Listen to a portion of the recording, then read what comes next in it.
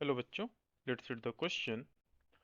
When a positively charged particles enters a uniform magnetic field with uniform velocity, its trajectory can be. Question में कह रहा है कि अगर कोई एक चार्ज पार्टिकल यूनिफॉर्म वेलोसिटी के साथ किसी एक यूनिफॉर्म मैग्नेटिक फील्ड में एंटर कर रहा है, तो उस टाइम पे उसके पाथ जो ट्रेजेक्ट्री है पाथ की वो क्या क्या क्या हो सकती है। तो जो तीनों ऑप्शन दिए हैं, स्ट्रेट लाइन, सर्कल और हेलिक्स, ये तीनों ही पॉसिबल हैं। हम बात कर लेते हैं कब। ये डिपेंड करता है थीटा यानी angle between V velocity and magnetic field. तो पहला हम केस लेंगे जब थीटा की वैल्यू 0 डिग्री है या 180 डिग्री है। इस केस में वेलोसिटी और मैग्नेटिक फील्ड पैरेलल या एंटी पैरेलल होंगे और इस टाइम पे कोई भी फोर्स मैग्नेटिक फील्ड की वजह से चार्ज पार्टिकल पे नहीं लगेगा और जो पार्टिकल है वो स्ट्रेट लाइन पाथ पे चलता जाएगा।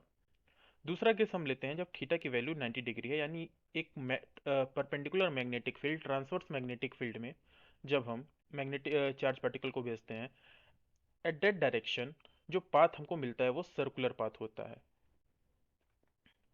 क्योंकि हर एक इंस्टेंट पे जो मैग्नेटिक फील्ड है, मैग्नेटिक फोर्स है, वो सेंट्रीपिटल फोर्स की तरह एक्ट करता है और सेंट्रीपिटल फोर्स वो फोर्स होता है जिसकी वजह से बॉडी सर्कुलर पाथ में ट्रेवल करती है।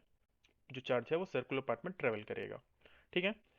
और थर्ड है theta other than zero, theta other than zero, 90 और 180।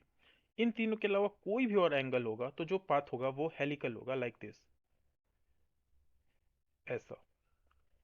सो ए तीनों में से कोई सा भी पॉसिबल है, डिपेंड करता है कि एंगल क्या है। So the correct option will be any one of 1 2 and 3, that is option D.